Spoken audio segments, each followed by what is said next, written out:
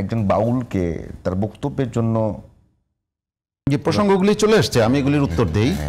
আমাকে একটু সময় দিতে হবে, কারণ হচ্ছে আপনাদের দুজনের পক্ষ থেকে অনেক প্রশ্ন আমার কাছে আসছে। এগুলি যদি উত্তর দিতে না পারি, সম্মানিত দর্শকরা ভেবে নেবেন যে এগুলির হয়তো আমার কাছে কোনো উত্তর নেই। আমি উত্তরগুলি দিতে যাই প্লিজ। আমাদের সম্মানিত আজিজ ভাইরা অনেক জানেন, অনেক বুঝেন, কিন্তু অনেক বেসিক জিনিস যে তারা বুঝেন না, এই জিনিসটা ভেবে আমার খুব কষ্ট লাগছে।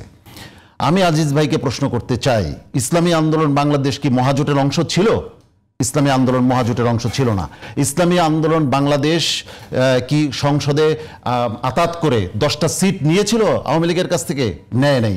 আপনি কি প্রমাণ করতে পারবেন যে ইসলামী আন্দোলন বাংলাদেশ আওয়ামী লীগের কাছ থেকে 5 টাকা সুবিধা নিয়েছে? পারবেন না। আপনি বলেছেন ওই বরিশালের নির্বাচনের পরে আমরা ঘুরে গেছি। আপনি একেবারেই জানেন না বরিশালের নির্বাচনের আগে মুক্তাঙ্গনে আমাদের লোকদেরকে মেরে পিটিয়ে প্রায় 100 জনের উপরে হসপিটালে পাঠিয়েছিল, যারা মুমূর্ষু অবস্থায় ছিল।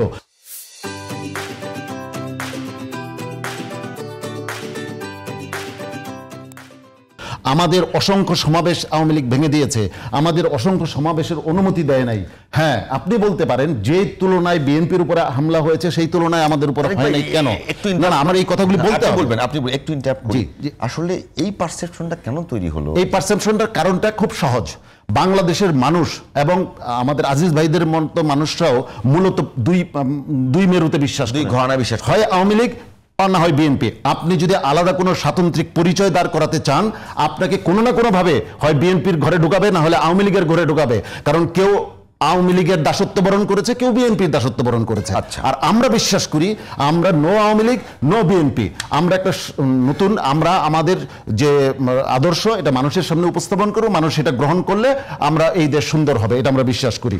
তিনি এই পর্যন্ত আমাদেরকে দেখাতে পারবেন না যে আমরা কোনো বিএনপির জোটে অংশ নিয়েছি, কোনো বিএনপির আওয়ামী লীগের জোটে অংশ নিয়েছি। এমনকি আপনি কওমি জননীর কথা বলেছেন, সেই কওমি জননীর যে মঞ্চ, সেখানে আমাদের একজন নেতাও সেখানে উপস্থিত ছিলেন না। অতএব আমরা আমাদের আদর্শের জায়গায় স্পষ্ট, স্বচ্ছ। আমরা কারো লেজুর ভিত্তি করতে আসি নাই, আমরা এই দেশকে নেতৃত্ব দেওয়ার জন্য এসেছি। অতএব অন্যের লেজুর যে হয় সে কখনো দেশের নেতৃত্ব দিতে পারে না, এটা আমার বিশ্বাস। জোটে আমি আসছি, অবশ্যই আমরা কারো নেতৃত্ব গ্রহণ করি নাই। আমরা আমাদের আপন জায়গায় আছি, অন্যরাও আপন জায়গায় আছে। আমাদের জোটের কোনো ফরম্যাট হয় নাই, কাউকে আমরা সভাপতি বানাই নাই, সেই সভাপতির নেতৃত্বে আমরা গ্রহণ করি নাই। অতএব আমরা লেজুর হওয়ার জন্য আসিনি।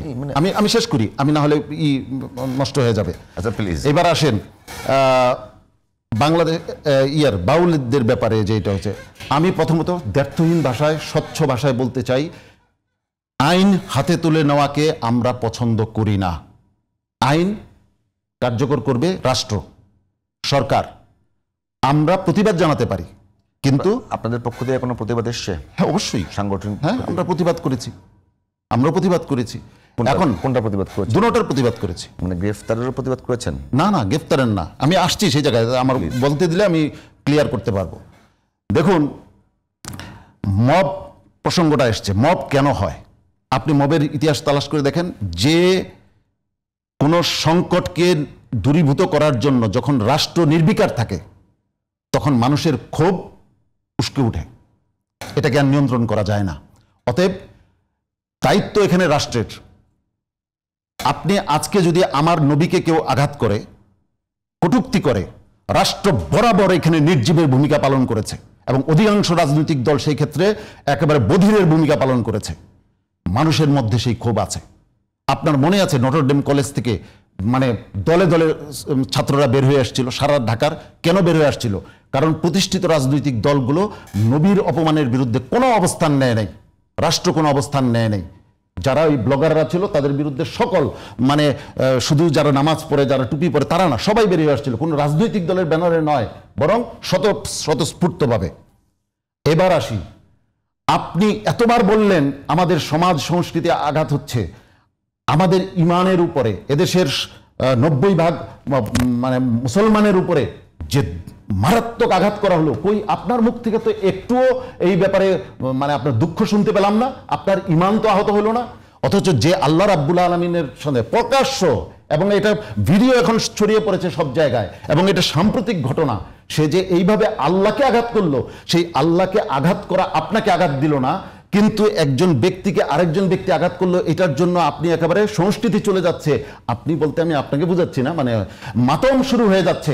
এর দ্বারা বোঝা যায় এক চোখ অন্ধ।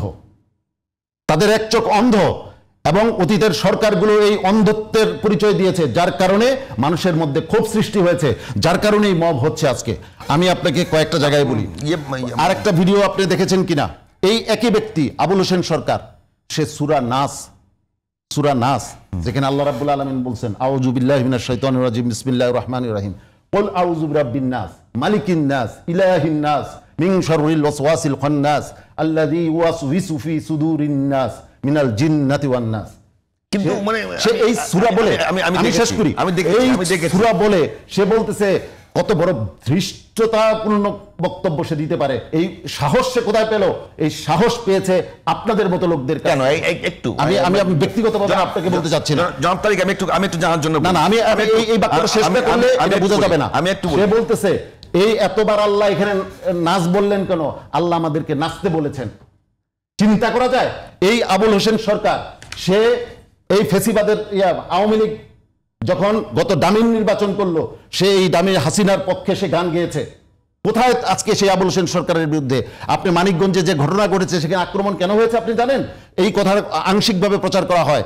ওখানে ওই যে বাউলগুলি জড়ো হয়েছিল, তারা এখানে জুলাই যোদ্ধাদেরকে সে মারাত্মকভাবে অপমান করেছে, উপদেষ্টাদেরকে গালিগালাজ করেছে, তখন মানুষ বিক্ষুব্ধ হয়ে তাদেরকে করেছে।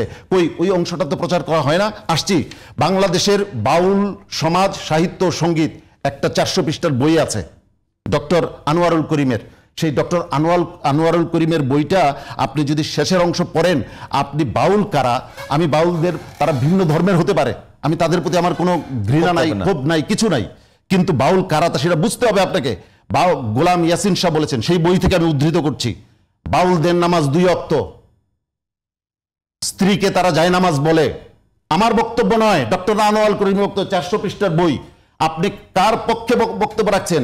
ইসলাম, সে যদি অন্য ধর্মের হয় আমার কোনো আপত্তি নাই, সে আমার আল্লাহ আমার রাসূলকে নিয়ে, ইসলামকে নিয়ে সে পরিহাস করবে। অনেকে, আমি আরো বলবো না, আমি বলতে যাই, এই যারা দর্শক শ্রোতা আছেন তারা ঘৃণায় থুতু দিবেন।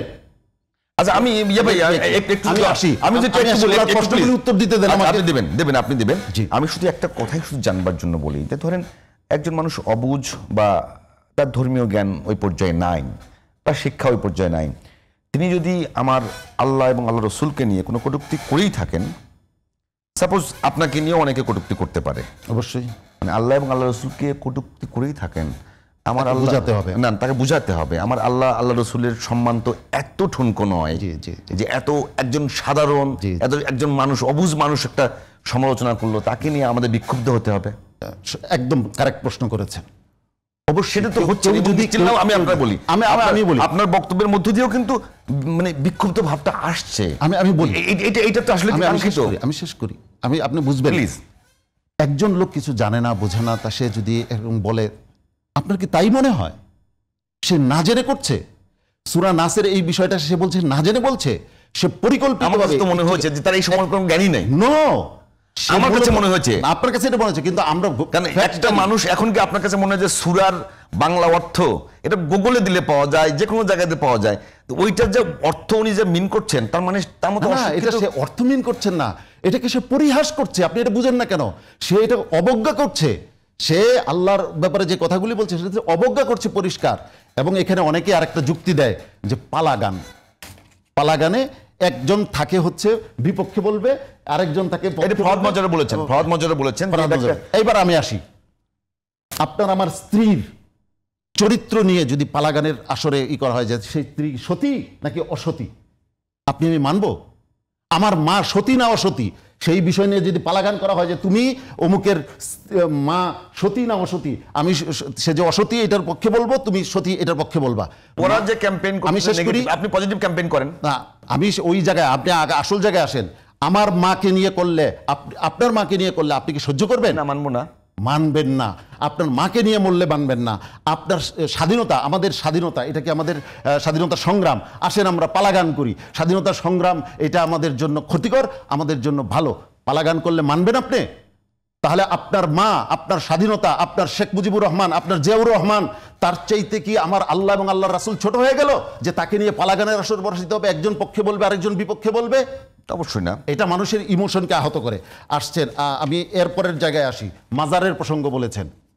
মাজার মানে কি? যেখানে জিয়ারত করা হয়, যেটা কবরস্থান, কবরের প্রতি বা জিয়ারতের স্থানের প্রতি তো কারো ক্ষোভ থাকার কথা না।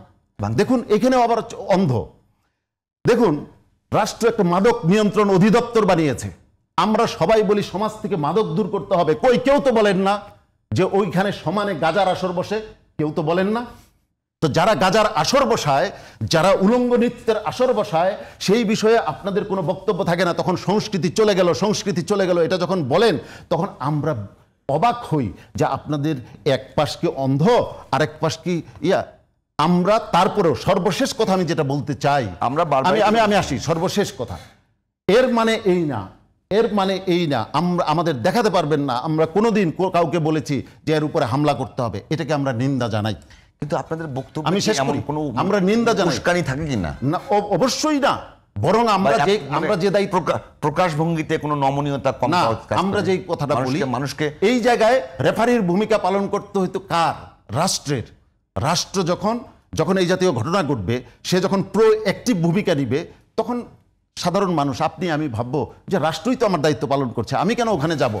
কিন্তু রাষ্ট্র যখন নির্বিকার থাকে, রাষ্ট্র যখন আমরা মনে হয় আমি একটা বিষয়ে অনেক বেশি কথা বলতেছি, একটু সেটা আমাদের শেষ করে সময় দিই। শেষ, মানে এই এদেরকে উস্কানি দেয় কারা জানেন? আমি এই নামটা বলবো, যারা বাংলাদেশের রাজনীতিতে অচল হয়ে গেছে, যাদের জীবনাদর্শ এদেশের মানুষ অচল করে দিয়েছে, সেই বামপন্থীরা বারবার এই পতিতদেরকে এদের কাঁধে ভর করে বাংলাদেশের রাজনীতিতে প্রাসঙ্গিক হওয়ার চেষ্টা করে। দুঃখজনক বাস্তবতা হচ্ছে অনেক বড় রাজনৈতিক দলও আজকে সেই গ্রহণ করেছে। একদম শেষ। বড় রাজনৈতিক দলরা আল্লাহর উপর আঘাতের ব্যাপারে একটা বললেন না।